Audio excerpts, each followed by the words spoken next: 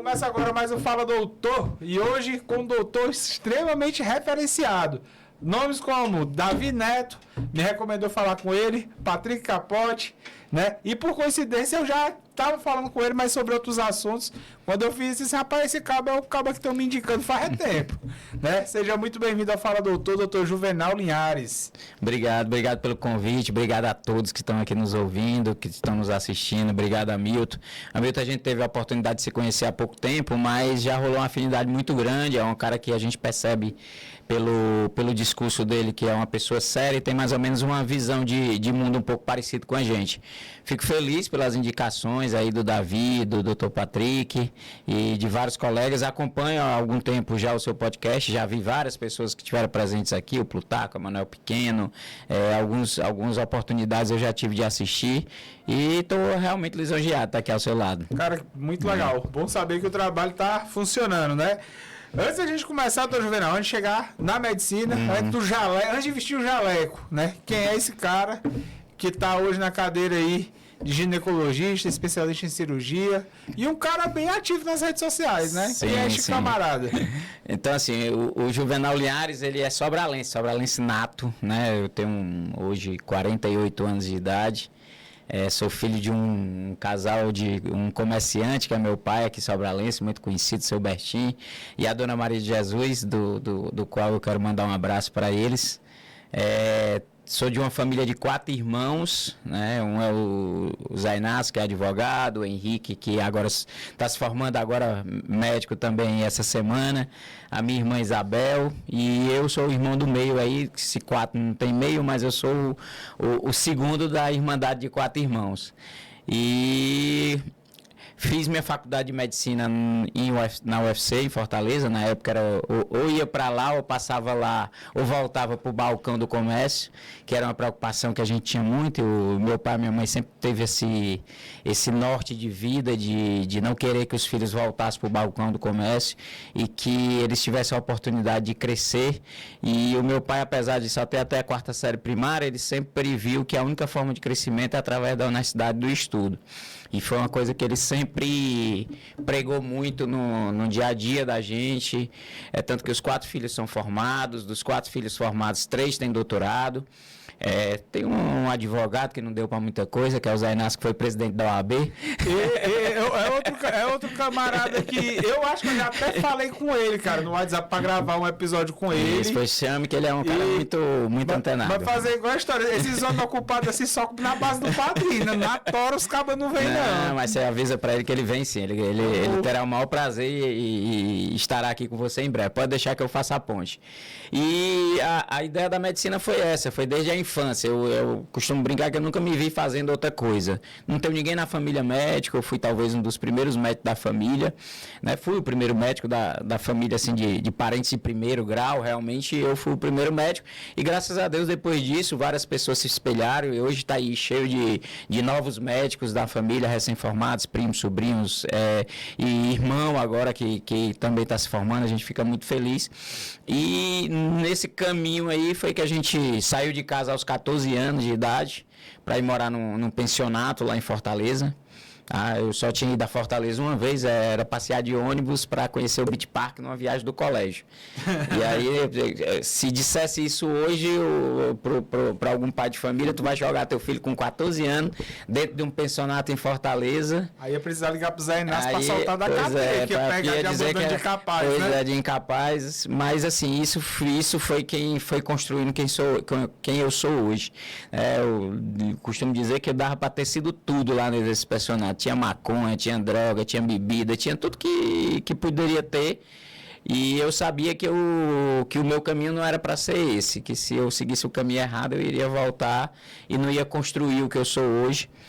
Eu sou hoje um pai de família, sou casado com a Emanuele há 22 anos, ela é minha esposa, minha razão de vida, e é professora também da Universidade Federal do Ceará, que é da Faculdade de Medicina, e eu tenho dois tesouros, 2 razões de acordar todos os dias com a motivação com que eu acordo, que é o João Pedro, que tem 20 anos de idade, e a Cecília, que vai fazer 15 anos de idade, e a gente vem construindo essa família. E aí aos 14 anos eu fui para Fortaleza, tentei o vestibular a primeira vez, não passei, a segunda não passei, aí já fica um incentivo para os alunos não desistirem inicialmente, né? Eu sempre falo muito isso para os alunos, eles acabam vendo a gente assim e acham que tudo caiu do céu.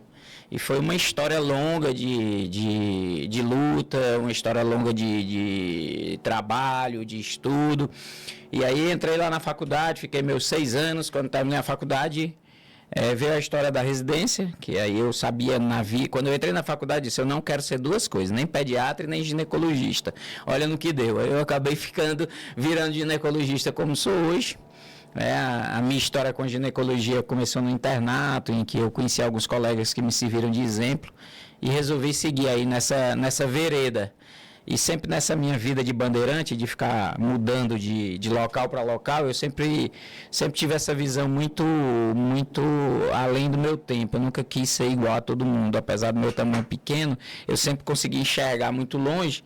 E eu tive essa vontade de, eu não vou fazer residência aqui, eu vou para São Paulo, local do qual eu nunca tinha ido. Que aí eu vi, inclusive no teu Instagram, tem lá que você é pioneiro na cirurgia robótica, né? Isso. Aí, já eu chego lá. Eu fui para São Paulo só porque essa história é engraçada. Eu fui para São Paulo e eu fui para fazer a residência. Eu tinha passado lá e aqui em Fortaleza, meu pai, sempre como pai preocupado, meu filho, por que tu não fica aqui mesmo? O que é que tu vai fazer lá? Tu não conhece aquela cidade muito grande. Nunca tinha andado nem de avião. E aí peguei um avião, liguei para um amigo meu que conhecia, era contemporâneo de faculdade, e liguei, Júnior, cara, eu vou ficar na tua casa até eu achar um canto aí para eu morar, dá certo? Aí ele disse, Juvenal, eu não tenho casa, eu moro aqui num quarto, que é da residência universitária, mas eu tenho um colchão aqui, tu fica, até tu achar um local. Eu disse, cara, eu fico muito grato com isso. Se eu peguei o avião, voo mais barato, chegou em São Paulo às 2 da manhã, numa chuva torrencial. Em Guarulhos. Isso, aí eu peguei um táxi, fui lá e ele tinha esquecido que eu ia, ele estava de plantão. Eu fiquei de 2 da manhã às 7, embaixo de um orelhão com a mala e a chuva caindo. Quando foi 7 horas, 7h30, 15 para as 8 da manhã, ele chegou, eu esqueci de ti. Eu disse, cara, eu percebi. Aí disse, não, se tu não fala, eu tinha nem notado. Não, mas tudo bem. Aí ele abre a porta do quarto, eu todo molhado, com a mala na mão. Um quarto menor do que essa mesa aqui. Um exagero, mas um quartinho muito pequeno, que só tinha um beliche e uma geladeira, e ele morava com outra pessoa, que era um boliviano. Aí eu disse, cara, onde é que eu vou ficar aqui? Aí ele puxou um colchão assim, atrás da geladeira. Disse, aqui. Aí eu disse, tá bom, vamos lá. Aqui é a sua suíte. Aqui é a sua suíte. E foi tudo isso. Isso, até hoje, eu não me arrependo de nada do que eu passei, nada do que eu vivi. Eu acho que isso me deixou muito mais maduro. Hoje, tenho medo de nada. Tenho medo de doença, de morte de filho, de morte da família. Mas, assim, se você me botar em qualquer local para conversar com qualquer pessoa, eu me sinto muito confortável. Por quê? Porque eu já passei por tudo isso, sabe? O calo foi chegando nas costas da gente. E aí, para chegar na robótica, que é o que você me perguntou, né, começou com a ideia da clínica. Eu cheguei como todo mundo, foi dar plantão, trabalhei na Santa Casa, fui coordenador do serviço e da residência médica na época durante 10 anos, fui coordenador do curso de medicina durante 3 anos aqui da UFC e aprendi muito também durante essa vivência. Foi uma vivência que eu dediquei muito mais aos outros do que à minha vida pessoal como profissional. E aí a Santa Casa me fez crescer bastante e durante esse percurso eu fui seguindo esse caminho.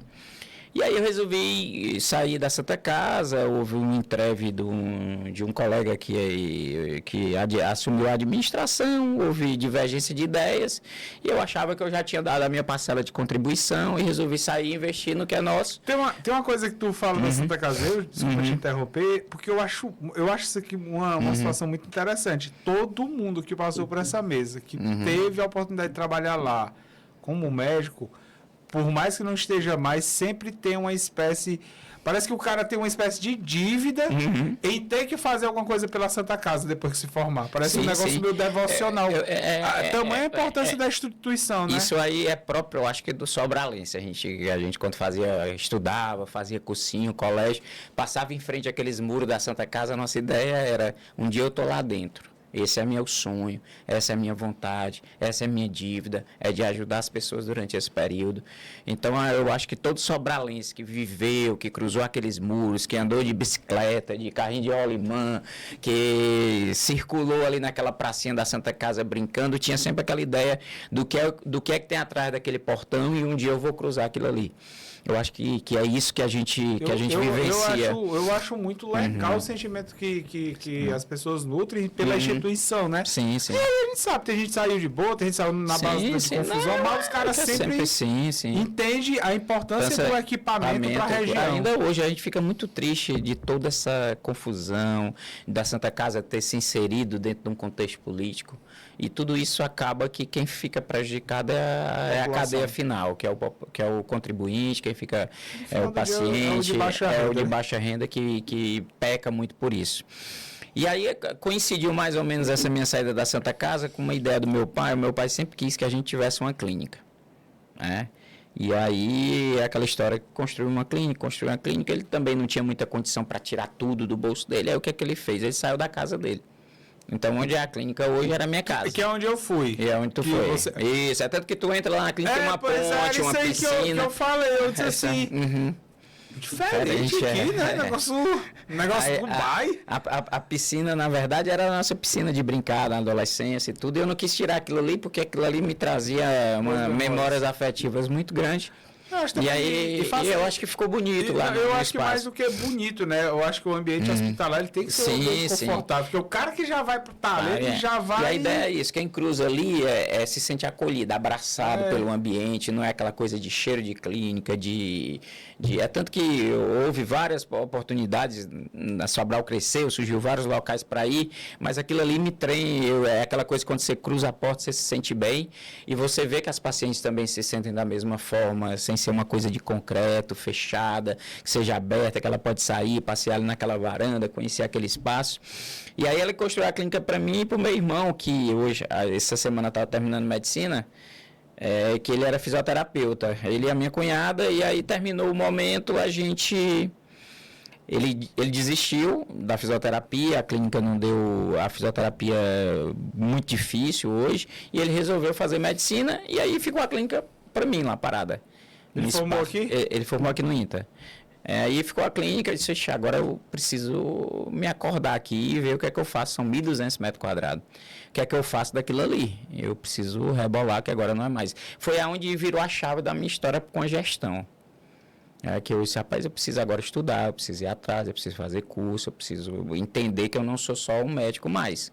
Que eu não vendo mais hora. Eu não vendo mais hora, eu preciso fazer esse negócio girar. Foi um elefante branco que caiu em cima de mim e eu preciso... E eu também nunca gostei dessa ideia de lotear pedacinhos de sala para alugar.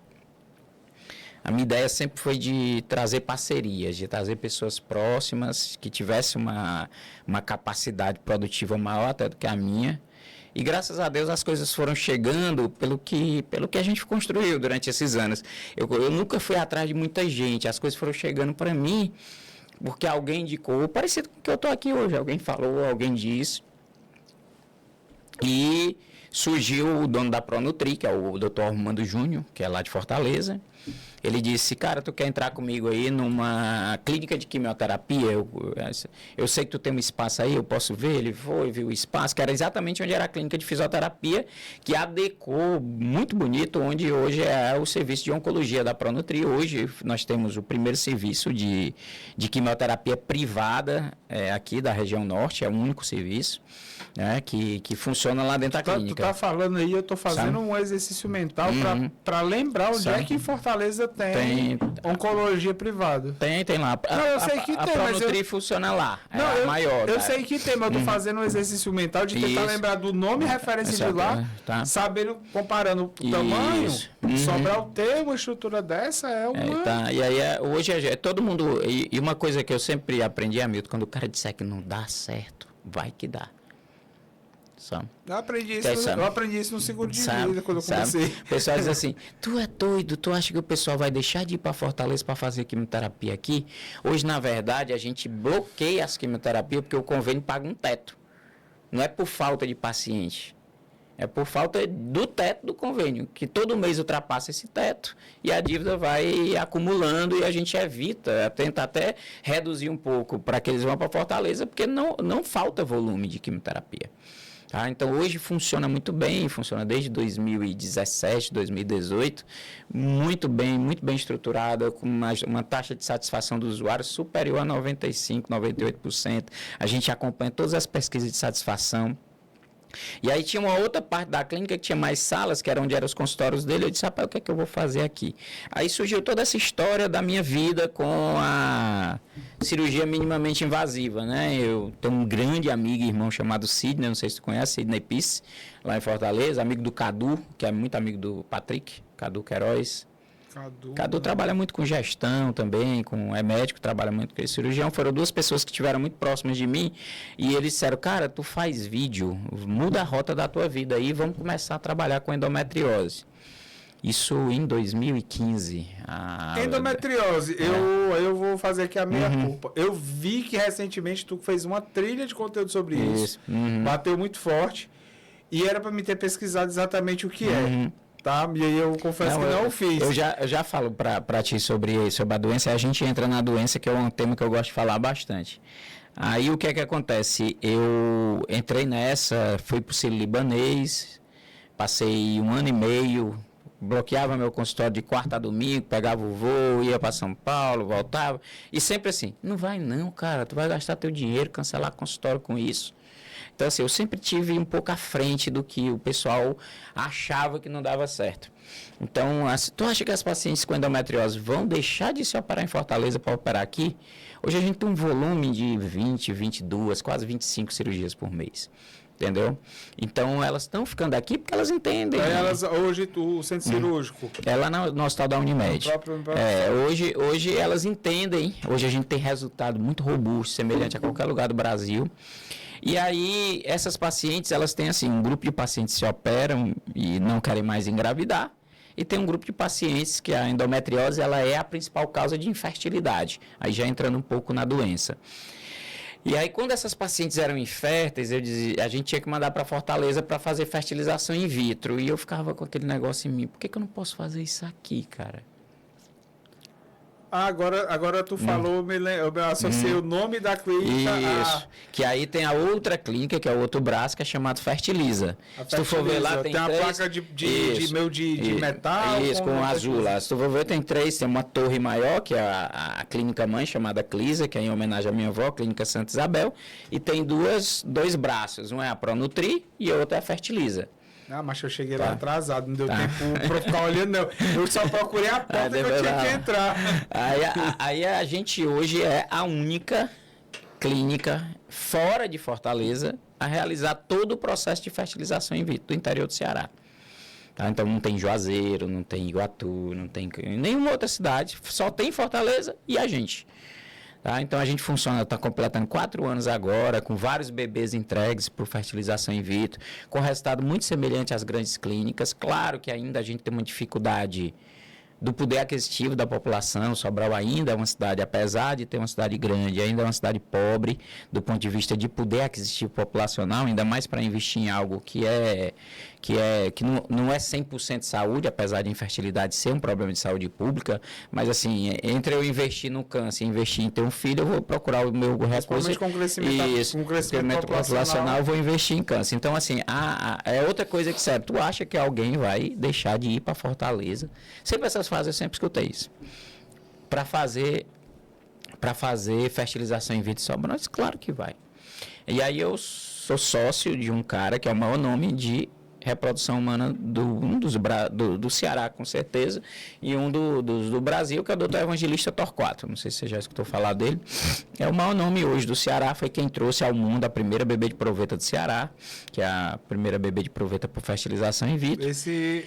Ele é daqui? Não, ele é de Fortaleza. A gente leva a estrutura do podcast para Fortaleza, pelo menos a cada 2 meses. A gente monta aqui. A gente marca um momento, ele também adora, é um cara brilhante. É um cara que, assim, é sempre subir nos ombros de gigante para a gente conseguir enxergar mais longe. Então, eu fui lá na clínica dele, sentei, esse cara, eu queria conversar contigo. Pouco tinha conversado com ele. Eu também, quando quero, eu vou, bato na porta, não tenho problema nenhum com isso. Eu queria ver como comerciante, né? Queria ver como é teu serviço aqui. Aí ele me mostrou a clínica, foi muito simpática e tudo. Aí eu disse, não, vamos fazer um negócio desse em Sobral. Aí se tu acha que dá certo, tem alguém? Se não, eu vou juntar, ajudar. Vou encontrar 2 pessoas, são 2 ex-residentes minhas, e a gente vai montar esse negócio lá. Que é uma Liana, que é a esposa do Silvio, o Silvio Neto, que é da Farmácia Central, não sei se tu conhece. Não, ainda E não. o filho do Silvio. E a outra é a Aline, que é a esposa do ex-prefeito lá de Tianguá, do Geicim, que é muito amigo do Patrick, do Jeitson. Não, esse aí também Tá. não conheço ainda não. E aí elas hoje são meus sócios, a Fertilizar uma sociedade de 4 pessoas e a gente tá aí, tocando. E aí veio a história da robótica, onde tu chegou, que assim, surgiu a necessidade, porque a medicina tá avançando. E se tem uma coisa que me irrita é ficar para trás. Assim, o cara me falar uma coisa que eu não sei, eu fico louco. Isso, pô, como é que esse cara tá falando isso? Eu não estudei isso ainda.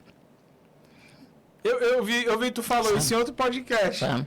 Eu Foi vi do no TAC. TAC, foi. No TAC eu vi Sabe? desse Costa falando que se... Porque é uma coisa que eu realmente estudo todo dia, me faz bem estudar e me deixa péssimo não saber de alguma coisa. Pelo menos dentro da minha área, claro. E aí a cirurgia robótica surgiu e eu não tenho dúvida nenhuma que daqui a pouco não vai ter mais outro tipo de cirurgia. Exceto urgência, emergência. Ou outro tipo de tecnologia. Outro né? tipo de tecnologia, tá? E aí eu fui mais uma vez atrás. Como é que eu faço? Quais são os passos? Quais são os processos? Como é que eu faço para conseguir fazer? Seguir todos esses passos, assisti várias aulas, participei de curso, me inscrevi, acompanhei várias cirurgias, cancelei 15 dias de consultório para ficar todo dia enfurnado lá dentro do Hospital São Carlos, acompanhando cirurgia, fazendo treinamento virtual, fazendo treinamento de simulação, tudo isso. Mais uma vez, tu acha que alguém vai fazer cirurgia robótica? Quando é que esse robô vai chegar aqui em Sobral? Se o robô não precisa chegar aqui, só Fortaleza é aqui do lado. Pego meu carro, vou lá, operar paciente. Tenho vários amigos lá em Fortaleza, operam junto comigo. Eu dou a alta na paciente no outro dia, senão ele dá alta por mim. E eu vou dar a oportunidade da minha paciente fazer esse tipo de cirurgia. Não é porque ela está aqui em Sobral que eu posso privar ela do que existe melhor, não. Se ela quiser fazer, ela faz. Eu tenho um portfólio para oferecer para ela. Né? Do mesmo jeito que você tem seu portfólio de seguro, eu tenho meu portfólio. Você pode se operar dessa forma. Né? Ah, doutor, e não é muito caro? Eu costumo sempre explicar isso, deve ser parecido com o que tu explica o teu seguro. Eu explico para ela, qual é a diferença da laparoscopia para a robótica, doutor? Olha, você vai para hoje mesmo saiu uma paciente que é do Camusim. Eu vou para Camusim, ou eu posso ficar numa pousada muito ruim, eu posso ficar lá na Vila Zen, posso ficar na Casa Santo Antônio, uma pousada de alto luxo, ou eu posso ficar numa pousada mais ou menos. Nas duas eu vou estar hospedado e vou conhecer Camusim da mesma forma. É mais ou menos assim que funciona. A laparoscopia vai resolver seu problema, mas se você quiser, eu quero ficar no hospital melhor, com estrutura melhor, menos com UTI, e quero fazer uma cirurgia em que eu vou ter uma recuperação mais rápida, uma dor no pós-operatório menor, de mais tecnologia, é como eu ir daqui para São Paulo. Eu posso ir de ônibus, como eu posso ir de avião. Os dois eu vou chegar em São Paulo. A opção de contratar uma cadeira maior ou não, entendeu? Então, isso é o que a robótica é. Ela oferece um conforto muito grande para mim, e claro que... Por quê? Porque eu opero sentado, eu não fico em pé. Então, cirurgia de endometriose hoje demora muito, principalmente quando tem envolvimento do intestino, demora ali 5, 6 horas que a gente fica em pé. Isso aí eu vi com o Nilton Parrom, bicho. Aí eu perguntei, eu conversando com ele, ele falando que ele é conhecido por ser um dos cabos que mais chega cedo e demora para sair. Aí eu disse, Nilton, mas por que tem essa mania de cirurgia de madrugada? Que eu não entendo. Aí ele disse assim, cara, é porque você não sabe o tempo que vai levar, você tem uma ideia. Isso. Então você pode. Então, como se tiver, ele falou, usa tanto tempo que é movimentação de grande massa, né? O termo é esse. Se for um negócio muito complexo, cara, é muito demorado. Então, você vai demorar até montar toda a estrutura, até o paciente chegar. 7, 6 horas, se o cara vai operar 10 horas, acabou o dia, não vai fazer mais nada. E a robótica tem isso, tem essa vantagem de eu fazer a cirurgia sentado. Eu tenho uma visão tridimensional, em que eu entro dentro de um console, a minha cara entra dentro. É como se fosse aqueles óculos que você usa de realidade virtual. Em 3 dimensões, em que a visão é muito próxima, eu consigo ver detalhe de vaso, eu consigo ver detalhe de nervo, eu consigo ver lesões pequenas que muitas vezes a gente não consegue ver. É tanto que o pessoal, só para ter ideia do avanço, que para onde a coisa vai. Hoje eles estão fazendo inteligência artificial dentro da robótica. O Davi Neto estava falando de uma espécie de artéria, não vou lembrar o nome da artéria, Ele falou que era como se fosse a espessura de um cabelo. Isso. Isso, a olho humano, você não consegue ver. ia. Hoje, com a visão robótica e que você associa a inteligência artificial, você tem como prever se essa paciente, daqui uns anos, ela vai ter endometriose naquele peritônio, que é naquele tecido que recobre o abdômen. Sabe? Então, hoje está caminhando isso. E o que é isso, endometriose? Então, vamos lá. Endometriose, ela é uma doença... Essa aula de biologia eu Vamos lá. cochilando. Endometriose é uma doença que acomete 10% da população feminina em idade fértil, ou seja, de mulheres que menstruam. Tá? É hoje considerado problema de saúde pública, não só no Brasil, mas no mundo inteiro. É uma doença extremamente democrática. Ela não escolhe classe social. Tanto que, por sorte de muitas pacientes ricas têm e acabam nos ajudando nessa divulgação, porque existe doença de pobre que ninguém escuta falar, só o pobre sofre. Infelizmente, ninguém divulga na televisão, ninguém divulga na rede social. Um caso clássico é o câncer de colo do útero. A gente escuta falar 100 vezes de mama e ninguém escuta nada do colo. Porque mama é democrático, o colo do útero acomete pobre e a gente fala muito pouco dele. Mas por quê? Porque ele é uma doença relacionada com a desnutrição, com o tabagismo, com baixa ingesta de proteína, além do HPV, né? Então, ele é causado por um vírus que é HPV, que é transmissível por via sexual. Aí vem de novo, falta de informação. Isso, não colhe prevenção, higiene, é tido como uma doença relacionada à promiscuidade, que na verdade não é. De cada 10 mulheres, 7 vai ter contato com HPV. Tá? Só que a minoria vai desenvolver. Quem é que vai desenvolver? Aquela que tem uma imunidade baixa, que é desnutrida, que é pobre, que tem baixa ingesta, que fuma. E aí o câncer de colo ele é esquecido. Mas vamos voltar à endometriose. Então a endometriose é quando o tecido do útero, que é aquele sangue da menstruação, que chama endométrio, que é aquela camada que reveste o útero, aquele sangue ele deveria sair só pela vagina quando ela menstrua. O que é que acontece? Na maioria das mulheres, esse sangue, uma parte dele volta pelas trompas e cai para dentro da barriga. Tá? E aí esse sangue deveria, na maioria das mulheres, ter um mecanismo de defesa que fosse lá e limpasse aquele sangue que caiu dentro da barriga. Algumas mulheres, que são esses 10%, que têm uma imunidade mais baixa, que tem alguma alteração genética. Então a endometriose é a doença que mais se estuda e a que menos se conhece. Então, ela tem pelo menos umas 20 teorias para tentar justificar. E onde a gente tem muita teoria é porque a gente não sabe exatamente por que ela acontece. Não tem a resposta. É uma resposta. Então, são várias para tentar justificar. E aí, esse sangue, esse tecido do útero começa a se fixar em outros órgãos. Que pode ser no intestino, na bexiga, no reto. Tá? E aí, todo mês é como se ela tivesse uma menstruação fora do útero dela. E ela causa, como queixa principal, um aumento da cólica menstrual. Que durante muito tempo, culturalmente, a gente dizia que cólica era normal, né? Que quando casasse, que quando tivesse relação passa, que foram o que as gerações anteriores sempre falavam, porque não tinham conhecimento adequado. Base de amostragem, né? Exatamente, porque não tinham conhecimento adequado da doença. Então, hoje, o que é que a gente sempre gosta de falar e deixar de mensagem para lembrar da endometriose? Se você tem uma cólica menstrual intensa, que interfere significativamente na tua qualidade de vida, procura ajuda, que essa cólica não é normal. Então, não é normal um adolescente faltar à escola por cólica, não é normal a mãe ter que levar essa criança no pronto-socorro, não é normal você deixar de ter sua vida social por conta do seu período menstrual de dor, não é normal você não querer ter relação por conta de dor. Então, a endometriose, a gente sempre brinca que é a doença dos 6 Ds, ou a doença das 6 dores. O primeiro deles é a dor na menstruação. A segunda dela é a dor pélvica crônica, é ter uma dor que dura mais de 6 meses e essa dor não passa. Dor pélvica seria a dor no pé da barriga. No pé da barriga. O terceiro deles é a dor na relação sexual. Então, eu sinto dor na relação, é normal. Não, relação é para ser prazerosa, não é para doer. Tá? Então, principalmente, algumas vezes ela diz que não sente tanto, mas em algumas posições ela percebe piora, principalmente quando ela fica na posição de 4 apoios, que a doença é muito comum atrás do colo do útero, e é exatamente quando ela fica na posição de 4 apoios que o pênis bate em cima da doença.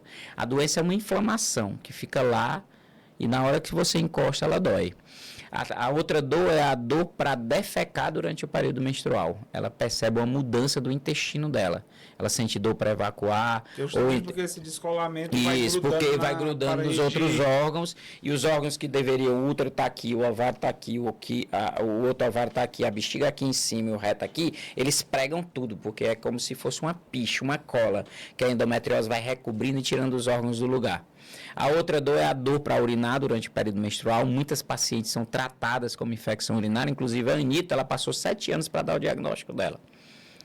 Com vários médicos tops de São Paulo, do Rio, achando que ela só tinha um quadro de infecção urinária de repetição e ela era endometriose na bexiga. E o último D é a dor de não ter filho. A endometriose, ela é a principal causa de infertilidade. 50% das pacientes com endometriose, elas não conseguirão engravidar espontaneamente, a outra metade consegue. E é onde vem a importância da doença. Ela te tira tudo que é bom. Ela te tira a maternidade, ela te tira a sexualidade, ela te tira a força de trabalho, ela te tira a vontade de sair de casa, ela te desvia e isso você vai contando para as pessoas e ninguém acredita, porque ninguém está vendo. É aquela dor invisível. Muitas vezes até subjugada pelo companheiro. Isso, é motivo de divórcio. Se o cara não tiver uma cabeça boa, essa mulher não está querendo ter relação comigo porque ela tem outra pessoa, e ela não está querendo porque ela tem dor. Ninguém quer aquilo que dói. E isso vai ceifando a vida da mulher desde a adolescência até ela entrar na menopausa. Então, na Inglaterra... E ela acomete mulheres também muito jovens, adolescentes. Na Inglaterra, as pacientes com endometriose, elas levam pelo menos 7 anos para dar o diagnóstico e passa por pelo menos 7 médicos. Imagina quem está aqui no interior do Cariré. Imagina quem está lá na Taperoaba, no São Benedito, na Ubajara. Quantos anos e quantas mulheres estão aí no meio de um estado extremamente machista como o nosso, estão sofrendo todos os dias com esse tipo de dor. Então, a sua pergunta é muito importante, a história da adolescente. Hoje, cada vez mais, e tem surgido uma teoria de que a endometriose ela já nasceu com a pessoa.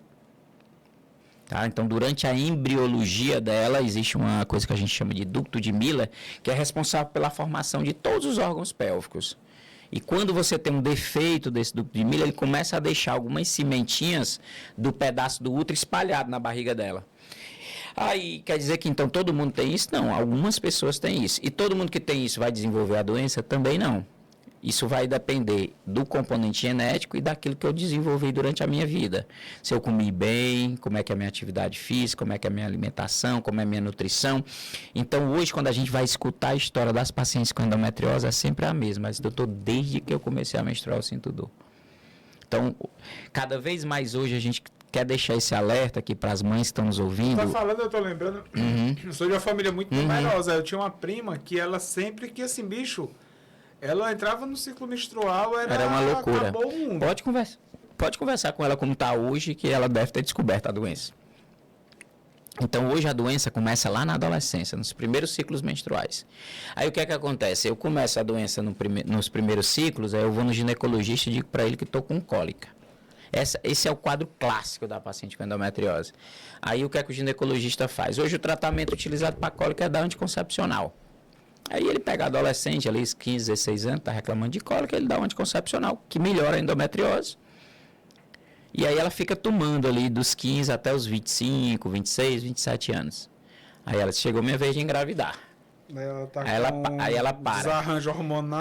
Aí ela para o anticoncepcional, aí vem aquela enxurrada de cólica, de dor. Ou seja, ela passou 10 anos da vida dela com o anticoncepcional mascarando a doença. E aí, quando ela vai descobrir, ela já descobre com endometriose no intestino, na bexiga, no reto, muitas vezes já com a impossibilidade de engravidar espontaneamente, com a infertilidade já definida. E por isso que hoje a gente quer deixar esse alerta para as mães de adolescente, valorize a queixa do adolescente. E às vezes a queixa do adolescente não é só ele reclamar de dor, é você perceber a mudança do comportamento. Na época da menstruação ela fica mais trancada no quarto, na época da menstruação ela não quer ir para a escola, na época da menstruação ela não vai para a festinha do colégio. O fluxo menstrual altera quantidade? O fluxo não é o quadro principal da endometriose. A endometriose é mais dor. Aí existe a prima irmã dela, que a gente costuma dizer que elas andam juntas, que é chamada de adenomiose. A adenomiose, ela é a endometriose da musculatura do útero. Aí esse tecido de dentro do útero, que é aquele sangue da menstruação, ele infiltra a parede do útero. Ele não fica só dentro do útero, dentro da cavidade, ele infiltra a musculatura. O útero é um órgão como se fosse um abacate. Tá? No meio, aquela polpa do abacate é o endométrio, e aquela coisa grande que fica na parede do abacate é a parede do útero, que é o músculo. E aí esse tecido infiltra a parede uterina. E aí quando ela menstrua, ela tem um sangramento para dentro da parede do útero, que infiltra de sangue. E aquele útero infiltrado de sangue também dá dor e faz com que ela tenha um fluxo menstrual muito intenso, porque toda mulher, para parar de menstruar, o útero precisa contrair para que aqueles vasos que estão expostos, eles parem de sangrar. Então o útero tem que apertar. Só que ele não vai conseguir apertar direito porque ele está infiltrado de sangue.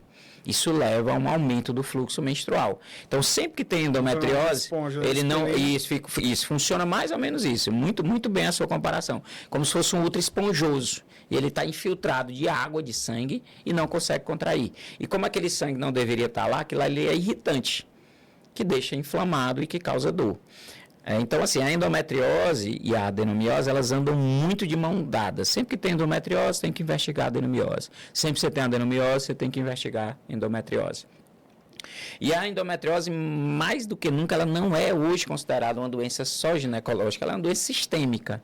Então, as pacientes com endometriose, elas têm mais ansiedade, elas têm mais depressão, elas têm mais tentativa de suicídio. As pacientes com endometriose... A história dos 6Ds. Você tira realmente isso, todos os prazeres da vida. E assim, eu estou dizendo e não estão me ouvindo.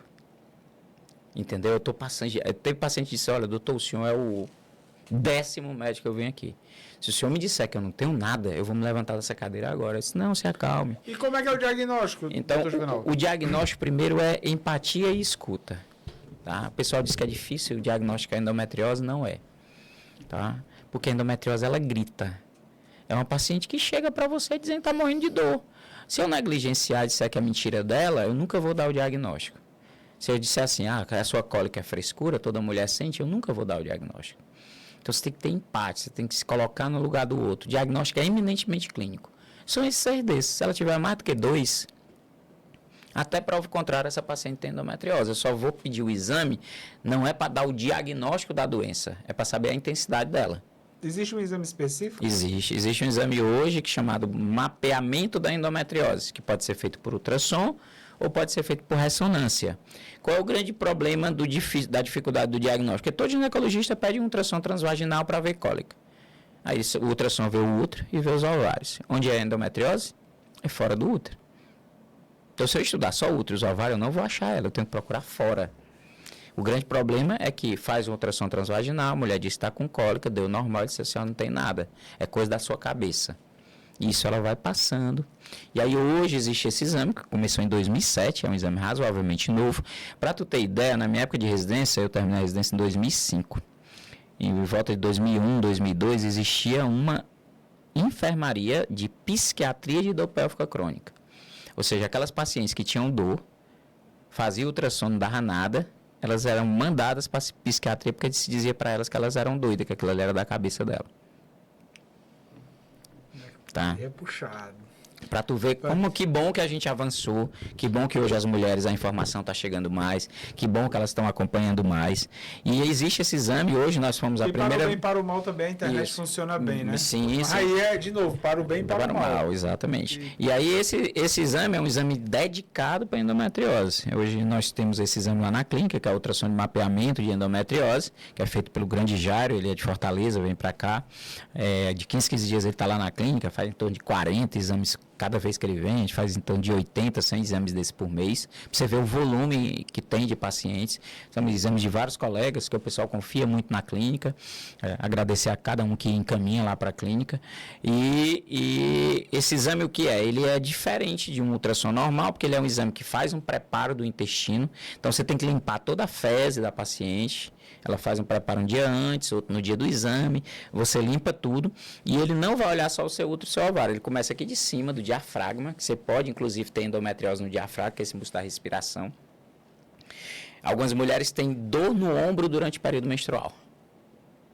Eu já peguei várias pacientes vindo de ortopedista. Doutor, já fui em 50 ortopedistas. Eu fiz ressonância do meu ombro, não tenho nada. Eu disse, começou a dor. Eu disse, olha, minha dor é quando eu tenho uma dor no meu ombro, que piora quando eu estou menstruada. Então, se você tem alguma dor que piora quando você está menstruada, até prova o contrário, independente de onde ela seja, porque a endometriose ela pode acometer vários órgãos. Independente de onde ela seja, pense em endometriose.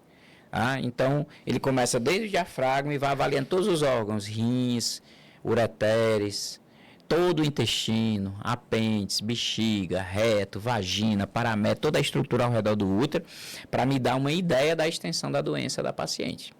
E aí, em cima desse exame, eu vou definir se a paciente é uma paciente que vai realizar um tratamento clínico, medicamentoso, hormonal, de mudança de estilo de vida, ou se ela vai precisar fazer algum procedimento cirúrgico.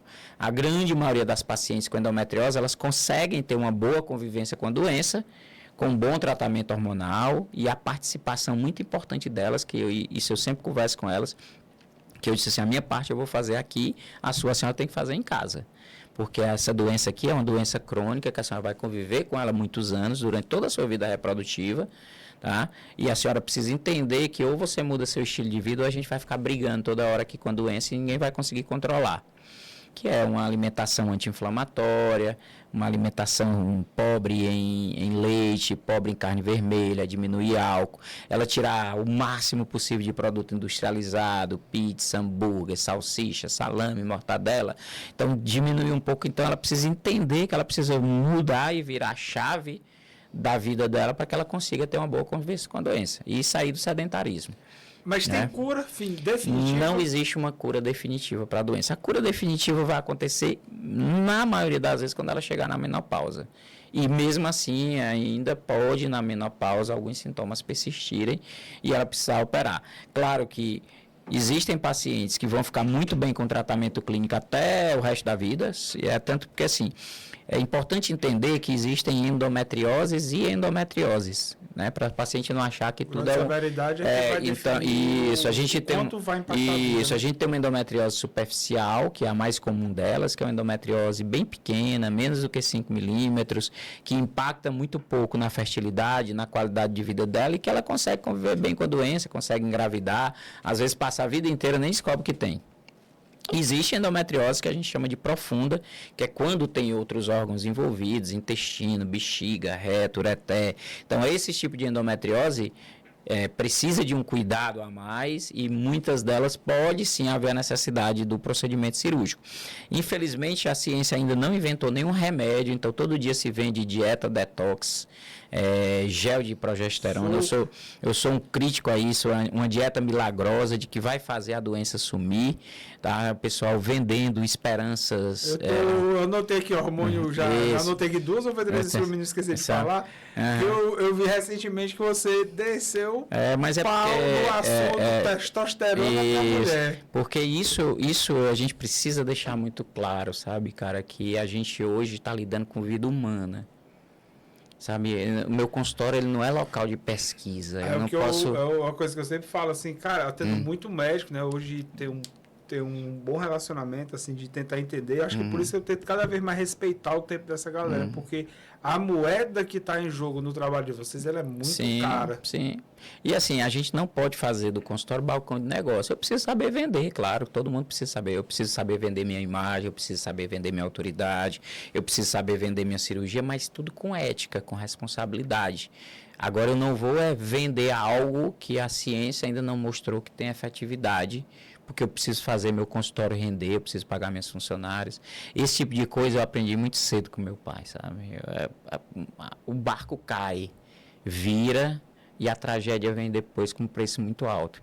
Então, assim, eu posso um dia cometer um erro numa cirurgia ou ter um acidente cirúrgico, uma paciente falecer, que todos nós que operamos já tivemos experiências como essa, mas eu vou conseguir dormir razoavelmente tranquilo, que eu sei que eu tentei fazer de tudo e dei o melhor que eu tinha para dar para essa pessoa. Mas eu jamais vou me perdoar por prescrever algo que não tinha evidência científica e a paciente teve uma complicação por algo que eu queria vender para ela e aquilo a ciência ou usar não o preconizou. efeito placebo como objetivo financeiro. Eu acho que até o efeito placebo não te faz nem tão mal assim, sabe, cara?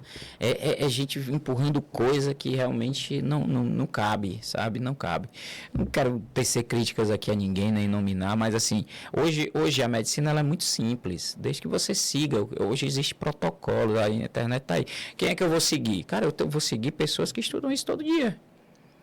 Aí hoje não, o cara segue, olha lá o Instagram do cara tem 600 mil seguidores, o cara falando cada absurdo. Por quê? Porque ele está preocupado com o algoritmo, ele está preocupado com o número de pessoas que vão seguir ele. E se ele falar aquilo que é verdade, ele não vai conseguir o mesmo impacto. Então ele abre assim, começa a frase: endometriose tem cura. Aí todo mundo segue esse cara.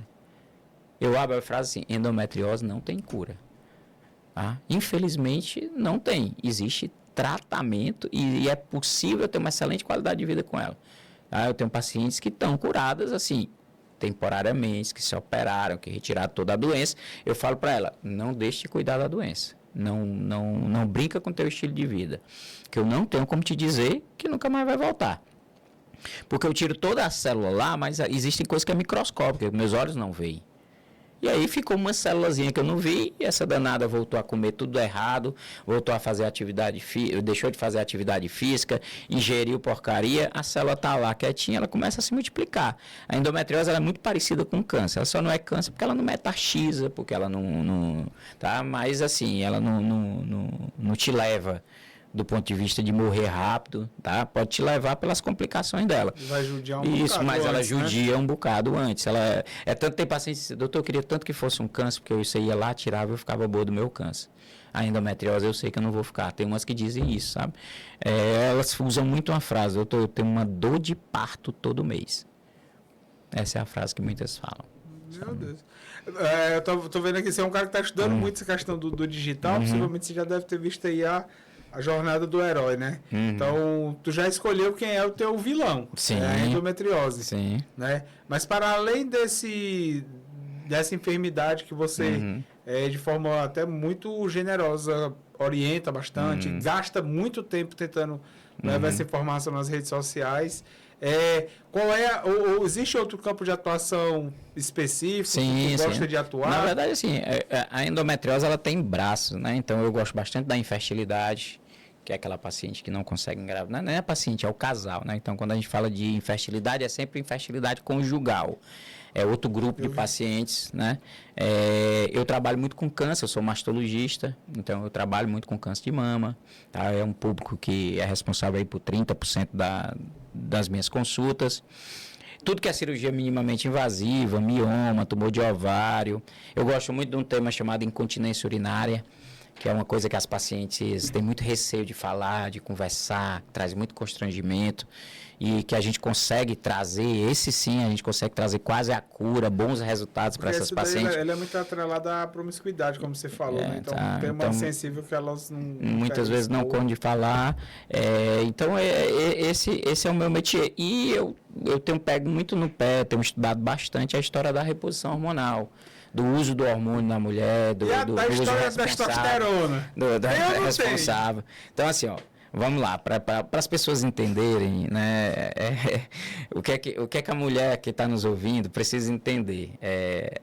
O que existe hoje de exame, todo mundo pede exame para avaliar a testosterona, para saber se a mulher precisa de testosterona. Então, assim, primeiro, se você é uma paciente jovem, que menstrua todo mês e seu ovário funciona bem, com certeza a sua testosterona está boa, eu não preciso dosar exame. Hoje a dosagem de testosterona, ela é usada não para saber se ela está baixa, é para saber se ela está alta, se ela está elevada. Como acontece na síndrome de ovário policístico, é uma doença que eu estudo bastante. Como acontece nos tumores de ovário produtores de hormônio. São as síndromes que a gente chama de hiperandrogênicas. Ou seja, são síndromes que aumentam o hormônio masculino na mulher. E aí, para eu dar o diagnóstico da síndrome, eu doso a testosterona não é para saber se ela está baixa, é para saber se ela está alta. Por quê? Porque mulher tem testosterona baixa mesmo. Ela não é homem, não. É tanto que eu brinquei lá no coisa. Tá? Foi isso aí que eu achei entendeu? Ela não é homem. A testosterona tem que estar baixa. A senhora não é homem. Tá? Aí o pessoal pega os valores de referência que tem do laboratório, não tem valor de referência para mulher. O valor de referência é para homem. Porque o hormônio é masculino. Claro, a mulher produz testosterona, mas o valor que está lá é masculino. E a pessoa olha e diz assim, a sua testosterona está baixa. Claro, tu não é homem. Aí tome aqui um protocolo. Aí tome aqui o protocolo. Aí tem que ser sempre o meu protocolo. Comprado nessa salinha nessa salinha. Não é no meu consultório, é nessa sala aí, na no outro canto. Ou então sai com a receita com 40, teve até uma seguidora que falou lá, uma doutora Elizabeth, lá do Rio Grande do Sul, lá, que eu não conheço pessoalmente, mas ela tem uma visão parecida com a minha. Ela disse o coquetel Molotov, que a pessoa sai lá com uma roma de coisa, que não sabe o que é que tá tomando, nem para onde vai. É tanto que teve uma vez que a minha esposa foi numa consulta, ela disse, você vai ali tomar o protocolo, aí botou o soro, e o soro é fechado, né? Essa é a minha esposa. Eu quero saber o que é que tem nesse soro. Não, você não pode saber, não. Eu disse, minha filha, eu sou farmacêutica, você acha que eu sou doida? Vou botar na minha veia, você não saber o que é que tem aí. Não, o nosso protocolo. Eu disse, não vou tomar isso, não. Então, assim, é preciso que seja muito claro com o paciente. Eu preciso dizer para ele porque é que ele está tomando. Eu preciso conversar com ele, que tudo que eu prescrever, pode ser uma dipirona, ela pode ter uma alergia e ter um edema de glote e morrer, ela tem que saber disso. Então, toda cirurgia minha, ela assina um bocado de tempo, tem paciente que diz, eu vou acabar desistindo aqui de me operar, de tanto tempo que o senhor pede para assinar. Senão, eu quero que a senhora leia, a senhora tire todas as suas dúvidas e a senhora tenha consciência que existe risco em tudo que a gente vai fazer na vida. Só vale a pena a gente superar o risco quando o benefício supera esse risco. Quando o benefício é maior. Então, assim, o que eu tenho para lhe dizer é que a sua cirurgia vai lhe trazer um benefício maior do que o risco. Mas só precisa entender que toda cirurgia tem risco. Então, assim, quando você joga aberto com a paciente, ela percebe, sabe? Esse que não joga aberto, que esconde, a pessoa vai uma vez e depois não vai mais lá, sabe? Eu já gravei aqui com outro ginecologista, ele falou uma coisa que eu achei legal, assim.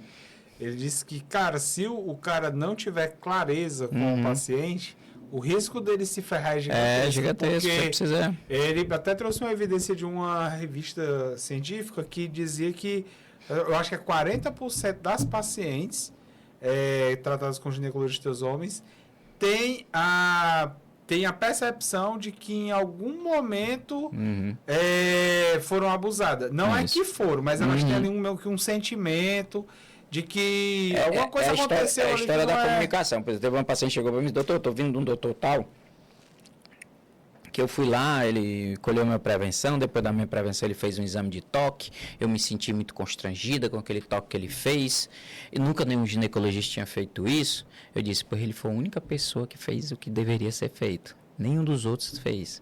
Porque faz parte do exame ginecológico a gente fazer o exame de toque para saber se a senhora tem dor, para ver o tamanho do seu útero, para ver o tamanho dos seus ovários, para entender onde é que está a sua doença. Então, ele foi o único que fez certo. Talvez tenha havido uma falha de comunicação. Ele não lhe disse por que estava fazendo o toque. Então, tem que estar sempre, todo um protocolo, sempre uma pessoa do seu lado. Porque existem gente mal intencionada de qualquer forma, entendeu? E às vezes é erro mesmo de entendimento. Eu gravei com uma advogada médica aqui também, uma parceira nossa, que ela falou o seguinte, ela disse, cara, a judicialização médica hoje, ela virou uma indústria. Então, o cara ter esses cuidados, esses protocolos de fato operacional, eles são... E mesmo assim, ainda acontece. Mesmo assim, ainda acontece.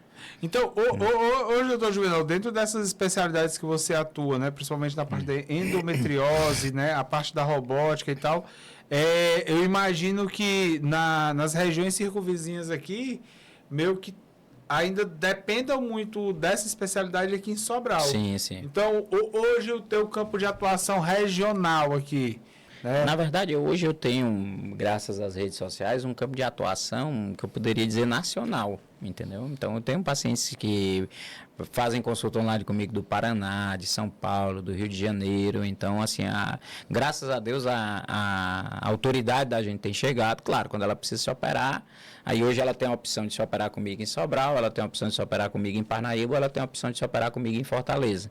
Existe um cara chamado... Sobral aonde? Que mais? Parnaíba e Fortaleza. Parnaíba? É. Que eu tô lá também, eu vou lá uma vez por mês, a cada 2 meses, que também a gente levou esse serviço inovador, que não tinha ninguém que fizesse isso lá. Nós fizemos a primeira esterectomia laparoscópica de Parnaíba, que é a cidade... Mas robótica mesmo, só Fortaleza? Robô só tem em Fortaleza. Um robô, eu tô esperando tu comprar custa $2 milhões. 2 milhões dá para comprar 2 no hospital da Unimed desse aqui. Do hospital todo. O problema é 2 mil ou 2 bi? $2 milhões. 2 milhões. Dá 12 milhões de reais. O problema, como um chefe meu dizia assim, macho, o problema é que vezes 5 nada é barato. Esse é o problema. Vezes 5 tudo então, fica assim, caro. para a realidade da gente ainda é uma realidade difícil. Mas vai chegar, porque existe o robô que é o que a gente mais utiliza, que é o Da Vinci. Ele está perdendo a patente, perdeu a patente esse ano. Aí já começou a surgir japonês, chinês, coreano, indiano. Já começou a surgir de todo jeito. Daqui a pouco o robô está custando o preço do ultrassom. Que aí já facilita. Já facilita para todo mundo. Aí vai levar aí vai ser a corrida do ouro, né? Isso. Todo mundo correr para a especialidade. Exatamente. Exatamente. Eu vou antes da corrida do ouro. Quando a onda tanto que eu fico até feliz, tem outros colegas que depois de mim estão começando a fazer, atender endometriose, a fazer cirurgia. Eu fico muito feliz de ter sido esse pioneiro e poder ser espelho para outras pessoas. Cara, essa coisa assim, vai ter concorrência, eu não me incomodo com isso. Concorrência fosse ruim, a Pedro Pereira não ia funcionar. Olha onde é que fica as farmácias, é uma vizinha a outra. É commodity, né? Quem oferece o melhor conforto. A regra da farmácia hoje é estacionamento, né? Então, farmácia hoje é esquina. O cara não escolhe bandeira, ele escolhe onde é que ele para. Exatamente. Né? Doutor Juvenal, uma coisa que você falando aí que eu fiquei pensando. Eu já falei com muita gente aqui de nome, que pensa a medicina da região e tal, que eu acho muito fantástico. Assim, alguns eu... aprendi muito no episódio, por exemplo, do Dr. Plutarco, essa turma. Essa turma o mais. Plutarco deve ter sido pelo tamanho da cabeça, ele pensa muito. Ele tem umas coisas que eu fico colecionando aqui de ouvir essas histórias. Eu fico pensando, cara, o quanto a coletividade dessa comunidade, né, desse capacete intelectual que tem dentro de Sobral no segmento da saúde, de repente não transformar Sobral num polo de medicina. Então, num polo de medicina do ponto de vista de que, eu tô em São Paulo, né? Eu posso ter acesso ao mesmo tratamento, com a mesma qualidade técnica, numa cidadezinha lá no interior do Ceará, que vai me custar 1/4 do que eu vou gastar aqui no centro de São Paulo. Sabe qual é o grande nosso gargalo? Chama-se hotelaria. Hotelaria não é hotelaria de falta de hotel, hotelaria hospitalar. Já ouvi essa... Esse é o nosso grande gargalo hoje. O nosso hospital privado que nós temos hoje é o Hospital da Unimed, que é um hospital pequeno, em 40, 50 leitos, que não tem UTI, que ainda carece de estrutura, que tem mais cirurgia do que absorve, são só 4 salas, entendeu? Então, isso é o nosso grande gargalo hoje aqui em Sobral. Eu não tenho dúvida nenhuma do que a gente tem hoje de potencial médico, de profissionais que estão aqui, eles brilhariam em qualquer lugar do Brasil. O pessoal de Sobral ele é muito bairrista, ele é muito vaidoso do ponto de vista, não é do ponto de vista de dinheiro, nem do ponto de vista pessoal. É vaidoso do ponto de vista profissional, de buscar sempre o melhor. Você falou aí do Plutarco. Plutarco é brilhante, é um cara que faz um trabalho também muito brilhante nas redes sociais. Ele me fez um desafio que eu perdi aqui para ele. Ele me desafiou a eu falar uma especialidade que aqui não tivesse. Sabe? E realmente hoje a gente tem tudo. A cidade cresceu bastante. Tem um prédio enorme desse aqui onde a gente está hoje, de especialidades médicas. E o nosso gargalo é esse. O gargalo é a hotelaria. Eu preciso que a minha paciente ela se sinta acolhida para que ela possa vir operar aqui. E aí, do ponto de vista, e aí entrando mais na área de negócio, né? Que aí é onde eu consigo conversar mais fácil, né?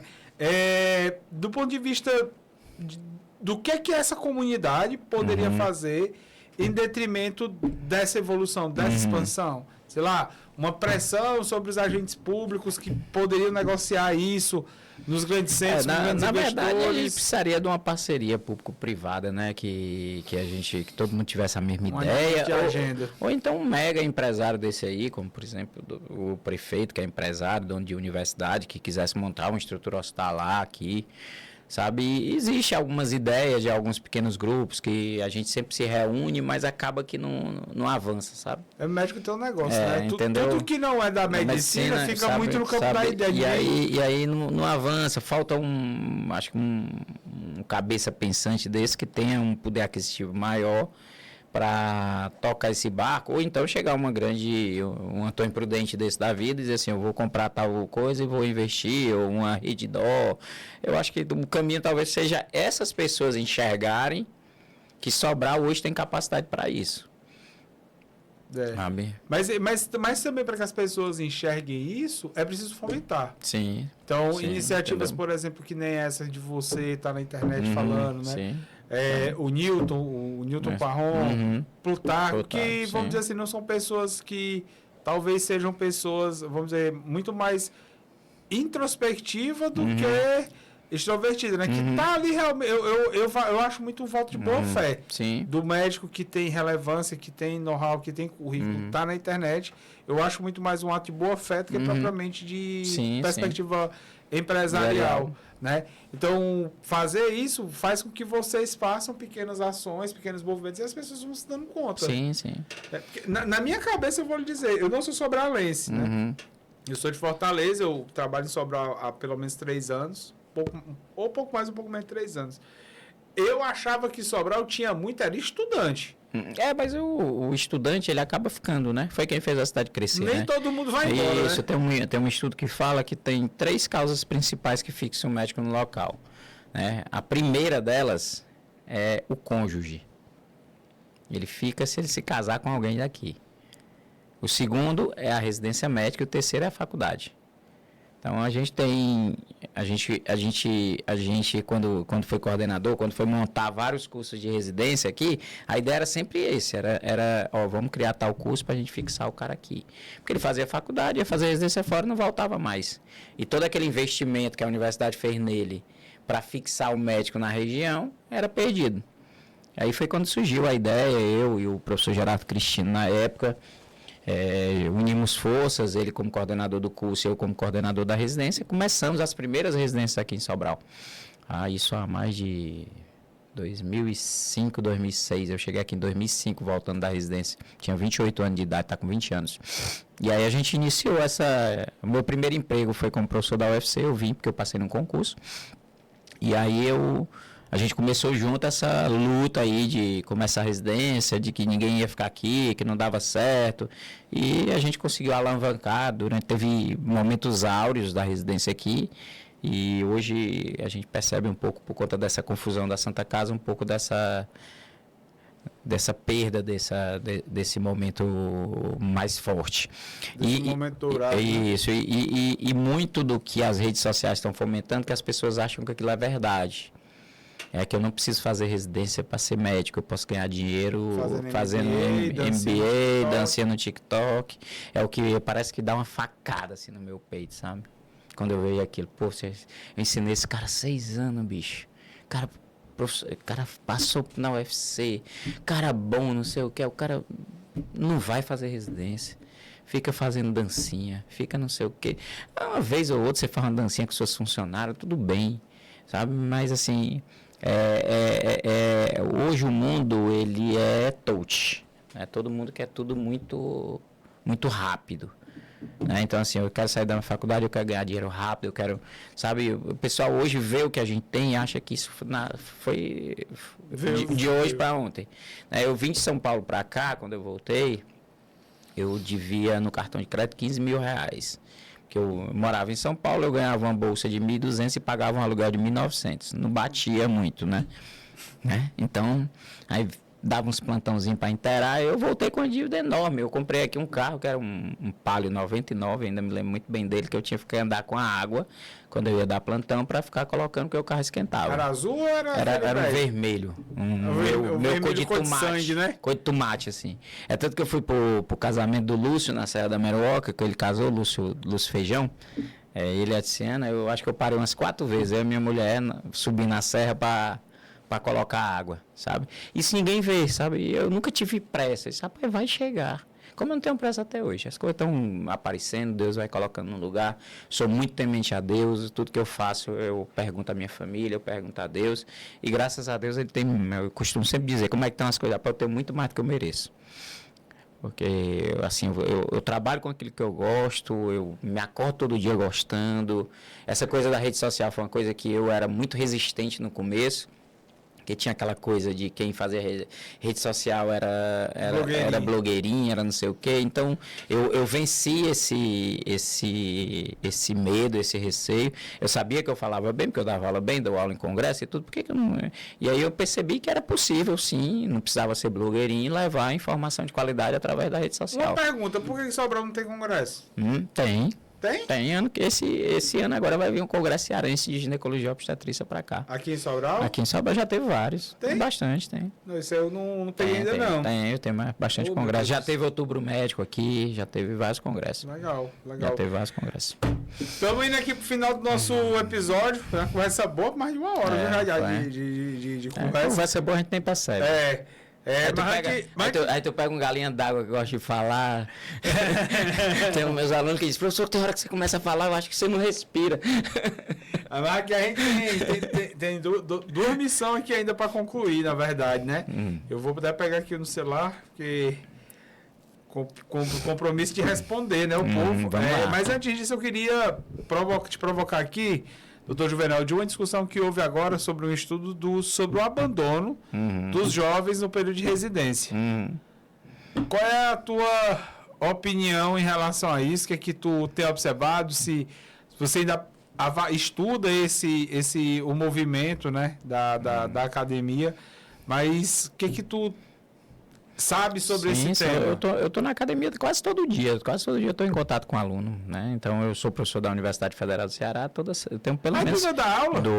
Eu sou professor, não larguei, se tem uma coisa que eu sempre falo, eu posso largar tudo, menos a academia.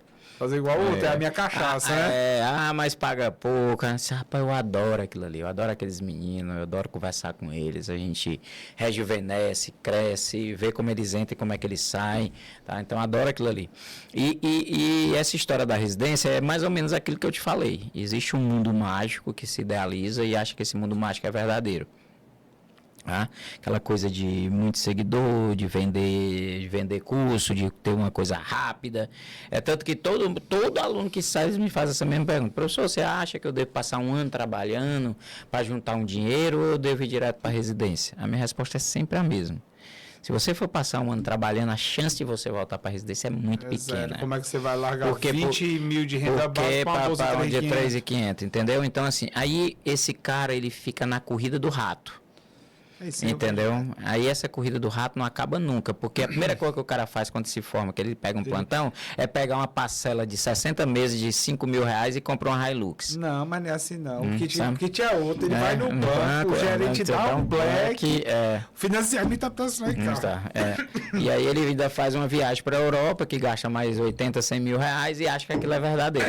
Aí o cara fica nessa, eu não posso fazer minha residência porque eu me endividei. Aí ele fica, que eu sempre brinco, é a corrida do rato. Você vai correndo atrás e a coisa não anda. Que é o médico que programa a vida dele pela quantidade de plantão. Isso, ele então... planeja a compra baseado em quantos plantões precisa para pagar. Exato. Plantão eu abandonei há uns 15 anos, 10, 15 anos atrás. É aquela coisa que é importante, é necessária, é quem ele sustenta no início, mas a residência ela é muito importante para te gerar autoridade. Então não tem nenhum curso que te ofereça o que a residência oferece. O que é que a residência oferece? Prático. É o tato. É o olhar o paciente, é o tocar, é o sentir o cheiro da enfermaria com necrose, é sentir o cheiro do pus, do sangue.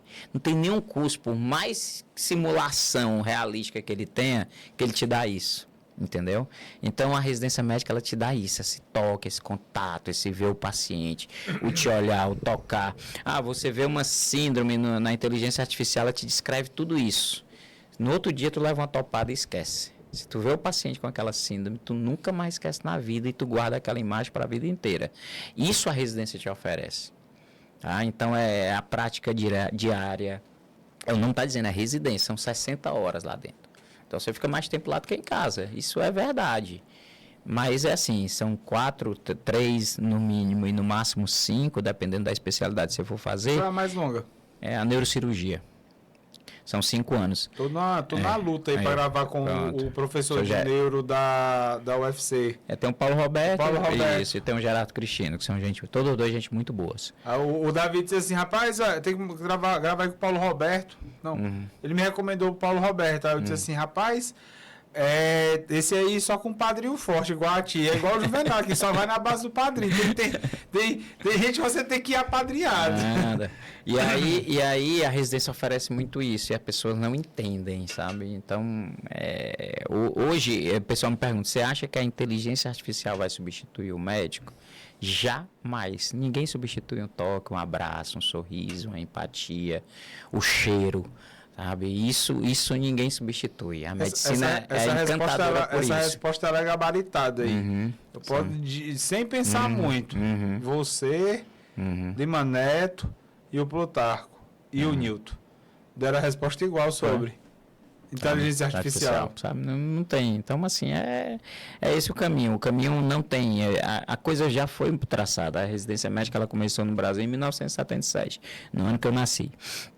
E de lá para cá, ela mudou a cara da medicina no Brasil. Antes a gente aprendia de orelhada.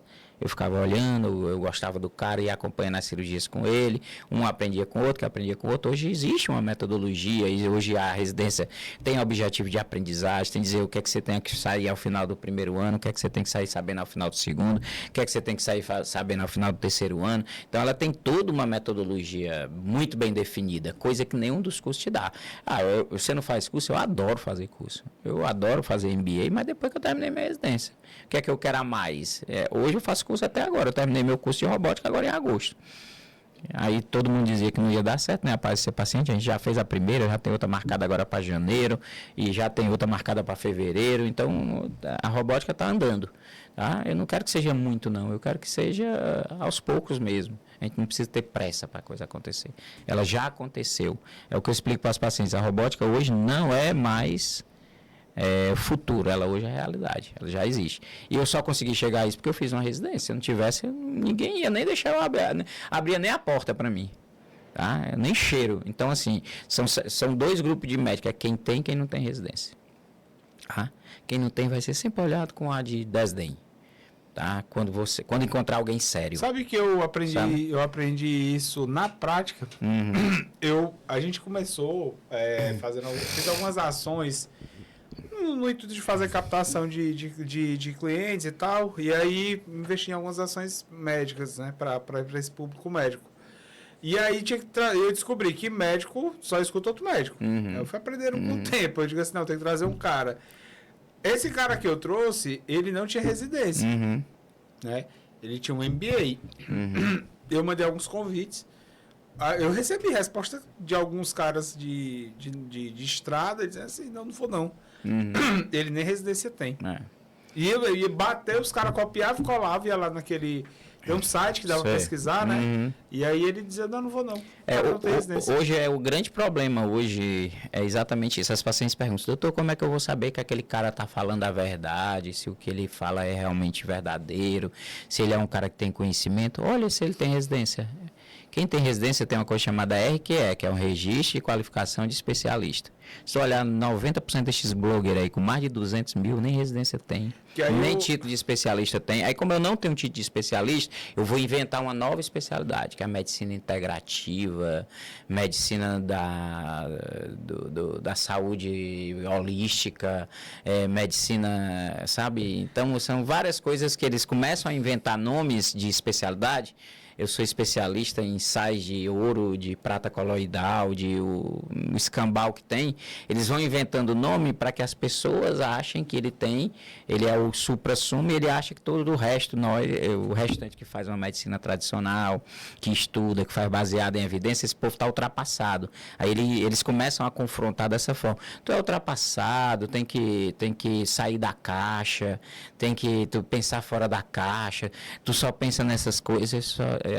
A medicina é simples, ela não é para eu estar fazendo experiência em ninguém, não. Quem é para fazer experiência é laboratório, não é clínica, não é consultório. Então eu não preciso pensar fora da caixa, eu preciso fazer aquilo que tem evidência científica, que já estudaram e que já comprovaram que é efetivo. Tá? Então, assim, porque eu tive uma experiência boa, eu vou dizer que aquilo ali é verdadeiro. Então, a mensagem que fica aí para os alunos, que talvez irão alguns nos ver, é esse: priorize a sua formação. Sabe, se você não conseguiu, e hoje às vezes tem assim, eu fiz uma faculdade que não foi essas coisas todas. Se você não fez uma faculdade dessas coisas todas, aí é que você tem a obrigação de fazer uma boa residência. Porque aí você consegue compensar uma faculdade que talvez não te deu tudo que tu queria. Claro que uma faculdade boa é boa, mas a residência, ela é tanto que eu costumo explicar. Eu sempre falava isso para os residentes. A residência, ela é o teu sobrenome. O meu sobrenome não é Juvenal Linhares. O meu sobrenome é Juvenal, que é ginecologista. O Juvenal ginecologista. O Patrick, cirurgião. Ninguém conhece Patrick Capote, mas quando você assim, é o Patrick que é cirurgião. Entendeu? Então a residência, ela é o seu sobrenome. É o que você vai levar para a vida inteira. Tá? Então é isso que as pessoas precisam entender. Cara, que doideira. Foi excelente. Rapaz, obrigado aí por quem insistiu aí em trazer o homem, porque foi sensacional. Meu amigo, muitíssimo obrigado. Foi um episódio riquíssimo. Acho que vai ter muito material aí pra gente produzir e trabalhar, né? Quero agradecer aqui os nossos patrocinadores, a Box, a F5, a Carbono, a Numo, que é a nossa patrocinadora marcha, a consultoria de investimento com mais de 42 bi sobre aconselhamento e aí há mais de 14 anos no mercado. Doutor Juvenal, fique à vontade aí, meu amigo, para dar suas considerações, mas foi sensacional. Eu acho que a gente fez um passeio bom aí sobre história de vida, sobre gestão, sobre medicina, sobre endometriose, sobre ginecologia. Você conseguiu extrair aí nesse curto espaço de tempo bastante coisa. E eu espero ter contribuído aí com teus ouvintes, com as pessoas que estão nos assistindo, deixando um pouco da história de vida que a gente tem. Eu gosto muito de ouvir história de vida das outras pessoas e fico feliz em poder deixar um pouco da nossa aqui. Dizer que eu estou à disposição, sempre que precisar, a gente reorganiza os horários, está sempre aqui, porque levar informação de qualidade, parabéns pelo teu programa, eu sei que quem tu traz aqui, eu acho que tu dá uma estudada para saber se o cara... Não, eu uso a mesma estratégia que eu uso no seguro. Seguro, ninguém se abater na porta de ninguém, não oferecer nada, a gente só vai por indicação. Então, tem os 3 cabos que você quer que venha para cá. Mais ou menos isso, sabe? Então, eu realmente fico muito feliz de estar aqui. Diga agora... Você citou os nomes bastante. Agora a sua vez, quem é os 3 cabos que você quer aqui? Paulo Roberto é um cara muito bom, que é hoje o coordenador do curso de medicina, que é neurocirurgião. Tem a vice-coordenadora, que é maravilhosa, foi minha aluna, é a primeira médica de Sobral que fez tudo isso.